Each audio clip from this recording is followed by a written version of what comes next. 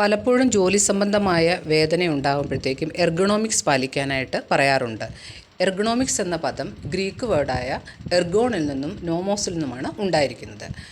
എർഗോൺ എന്ന് പറഞ്ഞാൽ ജോലിയെന്നും നോമോസ് എന്ന് പറഞ്ഞാൽ നിയമങ്ങളെന്നുമാണ്.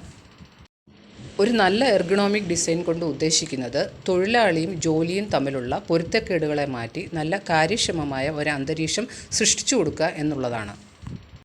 കമ്പ്യൂട്ടറിൽ ജോലി ചെയ്യുമ്പോഴത്തേക്കും നമ്മുടെ ഫീറ്റ് തറയിൽ ഉറപ്പിച്ച് വെക്കാനായിട്ട് ശ്രദ്ധിക്കുക. കാൽമുട്ടിൻ്റെ ലെവലെന്ന് പറയുന്നത് ഹിപ്പിനേക്കാളും അല്പം താഴ്ന്ന ഒരു ആംഗിളിലാണ് വെക്കേണ്ടത്. അതിനുശേഷം ശ്രദ്ധിക്കേണ്ടത് നമ്മുടെ നട്ടെല്ലിൻ്റെ കാര്യമാണ്.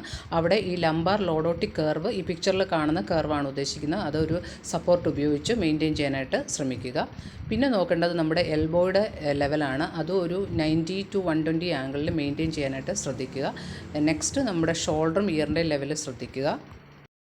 മോണിറ്റർ സെറ്റ് ചെയ്യുമ്പോഴത്തേക്കും ഹൈറ്റും ആംഗിളും ശ്രദ്ധിക്കുക. നെക്ക് ട്വിസ്റ്റിംഗ് വരാതെ നോക്കണം.